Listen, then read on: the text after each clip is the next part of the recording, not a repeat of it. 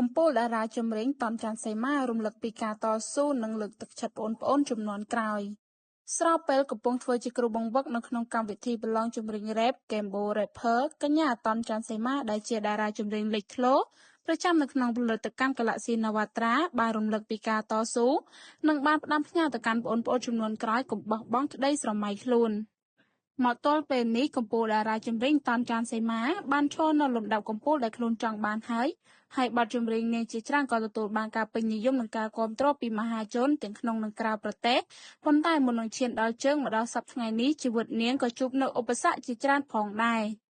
កញ្ញាតនច័ន្ទសីមាបានរំលឹកពីប្រវត្តិតស៊ូខ្លះៗរបស់ខ្លួននៅលើវិស័យចម្រៀងនេះឲ្យអ្នកគាំទ្របានដឹងដោយនាងបានរៀបរាប់នៅលើ Facebook របស់ខ្លួនថា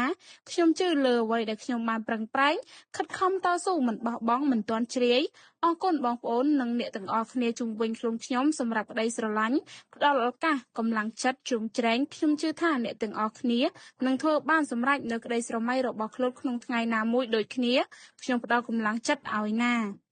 ក្រៅពីអាជីពចម្រៀងកញ្ញាតនច័ន្ទសីមាក៏បានវិវត្តខ្លួនមួយជំហានទៀតក្លាយទៅជាគ្រូបង្វឹកនៅក្នុងកម្មវិធីប្រឡងចម្រៀងរ៉េប Gambo Rapper ធ្វើត្បិតតែមើលទៅនាងនៅក្មេងខ្ចីបន្តិចក៏ពិតមែនប៉ុន្តែក្នុងខ្លួននាងពោរពេញទៅដោយសមត្ថភាពនិងទេពកោសល្យខាងផ្នែកចម្រៀងរហូតទទួលបានការស្រឡាញ់និងការគាំទ្រពីមហាជន